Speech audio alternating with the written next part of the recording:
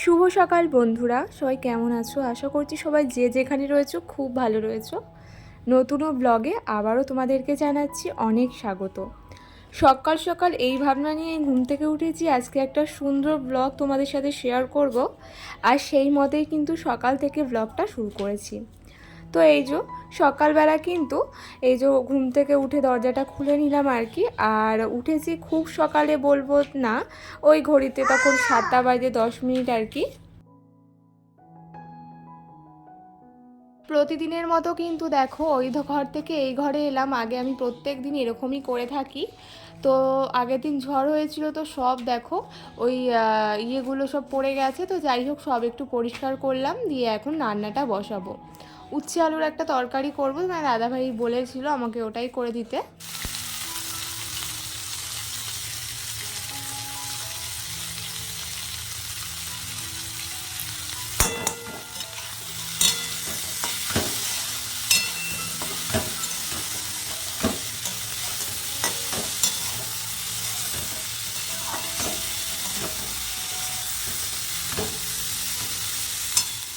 তো যাই হোক, ওদিকে ঝোল ফুটতে দিয়ে আমি চলে এসেছি ঘরে।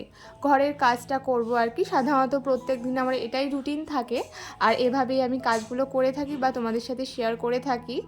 তো প্রত্যেক দিনের মতো আজকেও কিন্তু ভালো মুড নিয়েই ব্লগ শুরু করেছিলাম। সারাদিনের যা রুটিন আছে সেটা ভেবেছিলাম আজকে তোমাদের সাথে শেয়ার করব, ওই বেসিক্যালি মর্নিং রুটিনটা।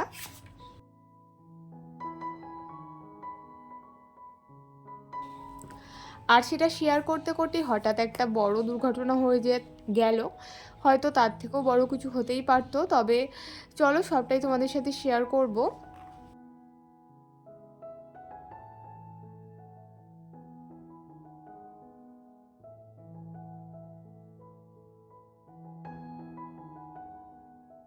আচ্ছা, তোমাদের সাথেও কি এমন ঘটনা ঘটে যে কোনো একটা বাজে জিনিস ঘটবে, তার আগে মনে হলো যে না, এটা হয়তো আমার সাথে এক্ষুনি ঘটবে, আর সঙ্গে সঙ্গে কিছু মিনিটের মধ্যে বা কিছু সেকেন্ডের মধ্যে সেই ঘটনাটা তোমার সাথে ঘটে গেল? আর সত্যি কথা বলতে হুবহু সেই জিনিসটাই আজকে আমার সাথে ঘটেছে আর কি। তো এই যে সকালবেলা দেখো রান্না আর বিছানা গোছানো, ঘর গোছানো ছাড়া তেমন তো কিছু থাকে না। বা ওই যে টুকটাক সংসারের যা কাজ থাকে আমি মোটামুটি সকালের ভেতরেই কমপ্লিট করার চেষ্টা করি, সেটা এই বাড়ি হোক বা ওই বাড়ি। তো যাই হোক, সেরকমভাবেই আমি সব কাজই কমপ্লিট করছিলাম আর কি। তো তখন ঘড়িতে হয়তো ওই যে 9:30 মতো বাজে, কিছু একটা কারণে উপরে উঠেছিলাম। আর ছাদ থেকে নামার সময় জানো তো দাঁড়াম করে পড়ে গেছি। যখন নামতে নামতে ভাবছিলাম হয়তো আমি পড়ে যাব আজকে। আর সত্যি কথা বলতে ভাবনা তো ভাবনাই রয়ে গেল, কয়েক সেকেন্ডের মধ্যে সত্যি পড়ে গেছিলাম। আর সব থেকে ভয়ানক ব্যাপার কি বলো তো, কোলে আমার মাম্মাম ছিল আর সিঁড়ির ঠিক নিচে কুট্টুস ছিল। আমরা তিনজনে মিলে একসাথে পড়েছি।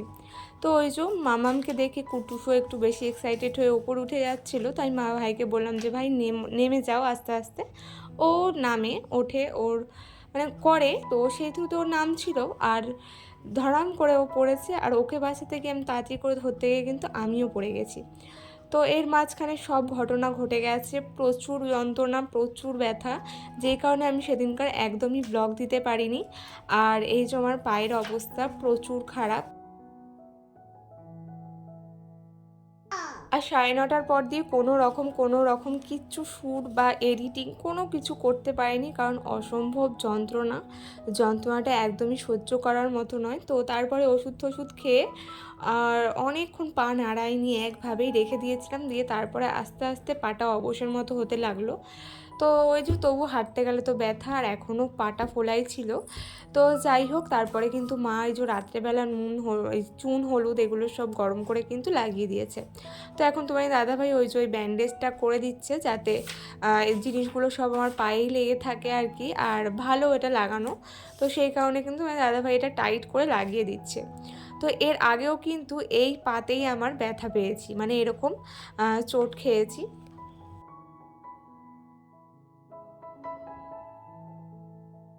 আর সেটা কিন্তু ঠিক 12 বছর আগে, ঠিক আমার জন্মদিন যেদিন তার আগের দিন আমি আমার একটা বান্ধবীকে নেমন্তন্ন করতে যাচ্ছিলাম স্কুল থেকে।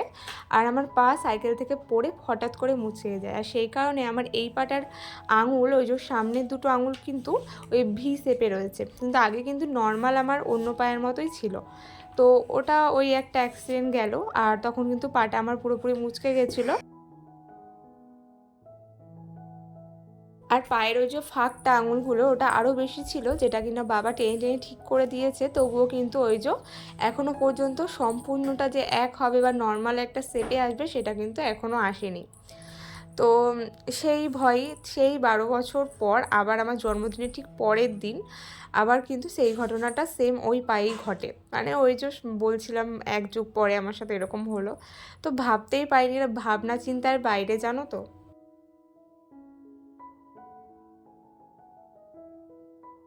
কারণ ওই যে সিঁড়ি থেকে সব সময় ওঠানামা করি, তেমনভাবে কোনো রকম কোনো দিনও সমস্যা হয়নি। তো হঠাৎ করে এটা হয়ে যাবে সত্যি ভাবতে পারিনি, তাও আবার এত বড় দুর্ঘটনা।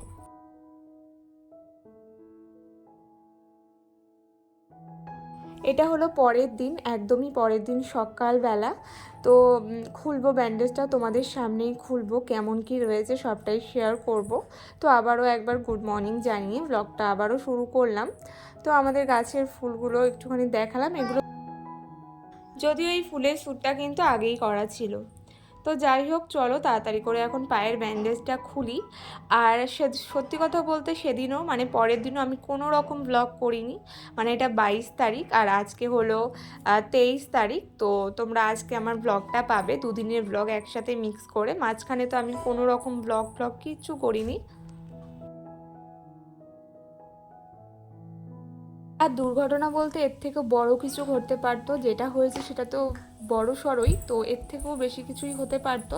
কারণ যেহেতু দুটো বাচ্চা ছিল, আর আমারও হয়তো মাথাটা ফেটে যেত বা আমার মেয়েরও। আর ভাই তো এমনি একটা সিঁড়ি থেকেই পড়েছে, আর আমি প্রায় 4টে মতো সিঁড়ির ওপর থেকে পড়েছি। আর নিচের সিঁড়িগুলো বেশ ঢালু ছিল, তো ভাগ্যবশত যে কোনো ইটের ওপর মাথাটা গিয়ে পড়েনি। তো সেই কারণে রক্ষা, না হলে কিন্তু মাথা ঠাতা একদম ভেঙে চুরে চুরমার হয়ে যেত। আর ভাইয়েরও মাথায় বেশ ব্যথা পেয়েছে, মানে নিচের দিকটা। তো এখানে দেখো আলু সিদ্ধ আর মাছ ভাজা তোমার দাদাভাইকে সকালে কোনো রকম করে দিয়েছি।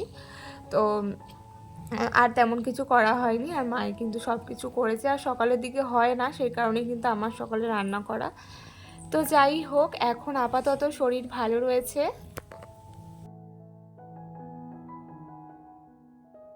আর এখানে দেখো স্নান টান করে এসেছি, ওই যে এটা কিন্তু 22 তারিখের ব্লগ।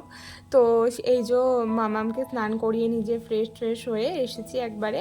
তো স্নান মা করিয়ে দিয়েছে, আমি এখন ওকে রেডি করিয়ে দেবো আর কি। তো জামাটা পরাচ্ছি, আর তারপরে মামামকে আগে খাইয়ে নেব। আর জানো তো এতটাই বাজে একটা সিচুয়েশন। তো এই যে এখন মেয়ে ভালো আছে, বিকেলের দিক দিয়ে ওরও গাটা ম্যাচ করছিল, হয়তো ভয় পেয়ে গেছে। তো কি আর বলবো, যখন কিছু লাগে না একবারেই লাগে, জানো তো।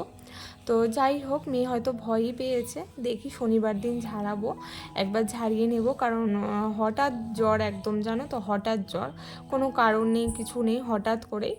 তো যাই হোক, এই যে এখন মামামকে রেডি টেডি করিয়ে দেবো। আর এদিকে ও কিন্তু টিপ একদমই পড়তে চাইছিল না, আর জোর করেই ওই যে আমি পড়ানোর চেষ্টা করছি, একদমই পড়বে না। তো চলো, মা খাবার টাবার বাড়ছে, ওদিকে ডাকছে, তো চলো আমরা খাবার করে খেয়ে নিই আগে দুপুরের খাবারটা। আর এই যে পুরো শরীরই প্রায় ব্যথা, যেই সাইডটা করে পড়েছিলাম, পরের দিন সকাল থেকে প্রচুর ব্যথা, পুরো গা হাত পা পুরো ব্যথা একদম।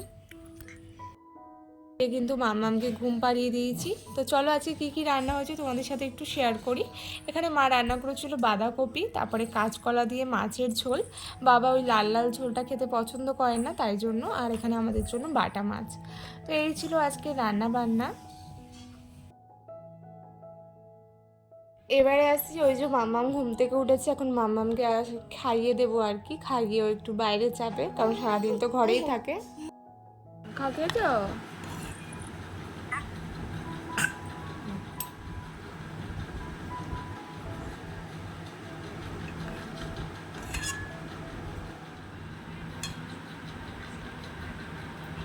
বাড়ি যাবা, খেলতে যাবা, ঘুরবা না, খাবে তো, না খেলে হনুমান আসবে কিন্তু। চলো সাজু করবা তো, অতুন জামা পরবা, অতুন জামা পরবা, অতুন জামা জল দেবো,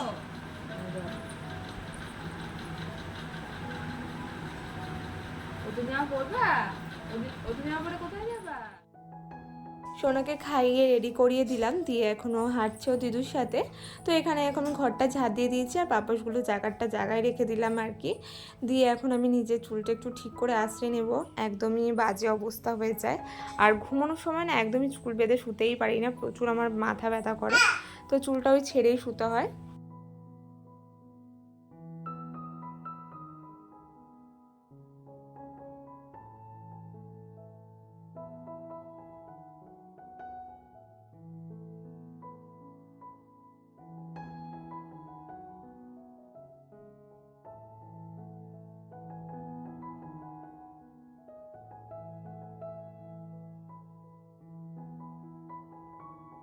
ওই রেডি হয়ে এখন একটু বাইরে যাব আর কি।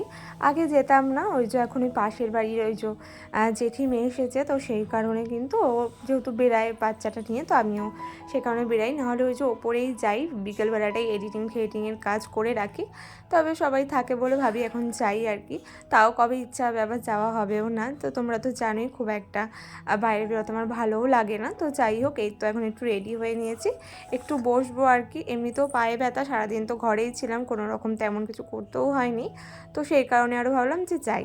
তো চলো এখন একটু চা করব, বাবা এই টাইমটা চা খায় আর কি। তো বেরোনোর সময় বললাম আমাকে একটু চা করে দে, তো বললাম যে ঠিক আছে আমি চাটা বসিয়েই দিচ্ছি তাহলে।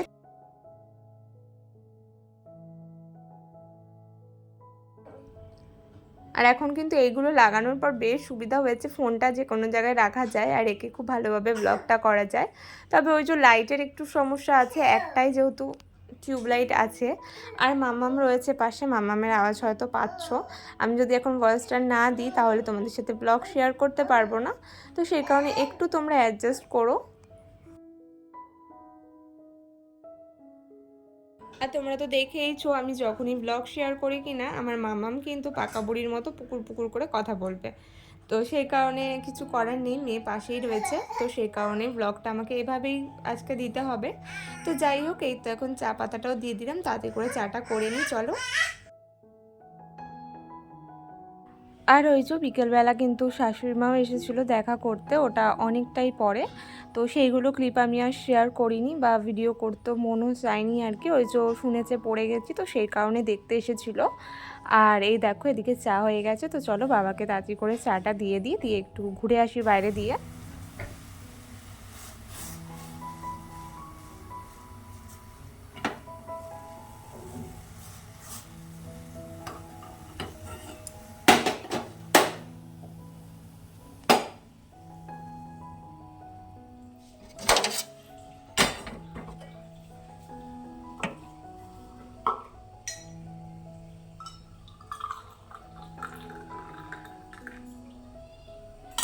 তো চলো আজকের জন্য আমি ভ্লগটা এত দূরই রাখছি, সবাই খুব খুব ভালো থেকো। আর আমার আজকের ভ্লগটা তোমাদের কেমন লাগলো অবশ্যই জানিও, আর তোমাদের সাথে এরকম ঘটনা ঘটে কিনা তাও বলো, যে কিছু ঘটার আগে তুমি আগে থেকে টের পাও কিনা। তো চলো আজকের জন্য এতটুকুই, সবাই খুব ভালো থেকো আর বাচ্চাদের নিয়ে অবশ্যই খুব খুব সাবধানে থেকো।